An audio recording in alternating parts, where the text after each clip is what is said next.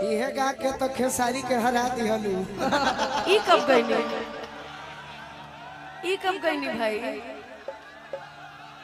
जा अगर हम भाई अगर हम हरा देनी तो तू काहे ना आके जीता देला? हमारे के बोलौलन ना। का बात करत रहा? केहू कलाकार जब परिवार हो जाला ना तो केहू केहू के बुलावेला ना, बुलावे खुद से आवे के पड़ेला ना। ना ना ई गलत न्योता बात चाहिए एकदम ना। हमार बड़ भाई आज चुनाव में खड़ा हुई हन त हमने के बिना बुलौले जाइन सो। हम तहरे के अरे जब पूछब तो तू कैसन भाई हो? हम अपना बल पर जीते के होई तो जीत हमने। अरे तू अपना बल पे जीता, तू अपना बॉल पे जीता चाहे मत जीता। अनुपमा यादव आइबो ना। जब हमार जनता साथ ना दी तो अनुपमा हमारा क्या के जीता दी हम जनता के बीच में रहब, घूमब, समय दे तो जीतब चाहे हारब। छोड़ी बाहर अनुपमा हमारे के हरेहन के जीत। भगवान गाना ठीक बा, भगवान करो कमी रहे गाना ठीक बा, गाना गाओ।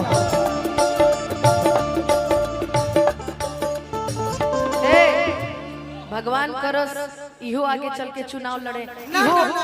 ना ना ना तू जनता के बीच में जा, चुनाव लड़ो, तब न पता चले कि खेसारी भाई काहे हारस काहे जीतोस, तब तारा के पता चले।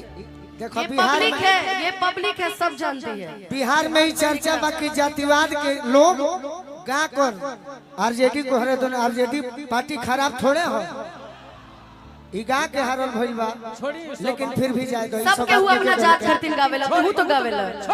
अरे हम तू लोग के गुण गावे नहीं, हम तो कहबे करिला। हम तो आरजेडी के माने नहीं। तब बाकी जा दो ई गीतिया गौलू हा भाई हारल बा तो दुख हो गइल हा, हमारा दुख हो गइल हा। सबके दुख बा, को भाई के हारल ना चाहत रहे। यही से ना प्रचार में नहीं की गइला तू।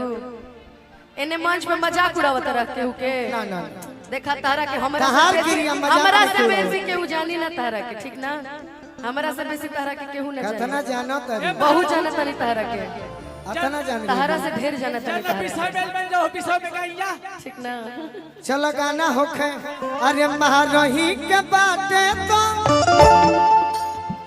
यदि जानत में रहे नहीं तो राजनीति हमारा समझ बतई, हम राजनीति जाने नहीं।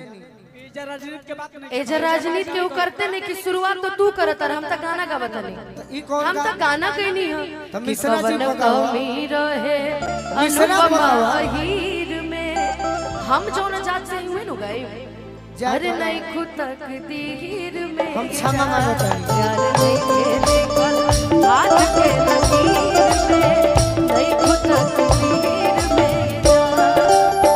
का का करे। इहे तहरा गाना मिलल है। अरे भाई जौन तुकबंदी में गाय, अच्छा पब्लिक खड़ा कोई नहीं गावे खातिर, तो जौन तुकबंदी में मिली हुए नु गाय हम सी बताओ। गावलो में दिक्कत बा नहीं। आप आइए और दोनों लोग साथ में आइए, दोनों लोग साथ में आ जाइए, आ जाइए। पब्लिक का डिमांड है तो दोनों लोग आ जाइए साथ में। बताई सब है उहे हमने के काम करो तनी जा बस। अब अनुपमा कहीं आना हमारा घर हम एक ही लाइन कहे जन फरमाइश भी बा ओए गीत से शुरुआत करम दी है ना। हेलो भैया करो कतनी बढ़ाई कि तोहरा मोहब्बत में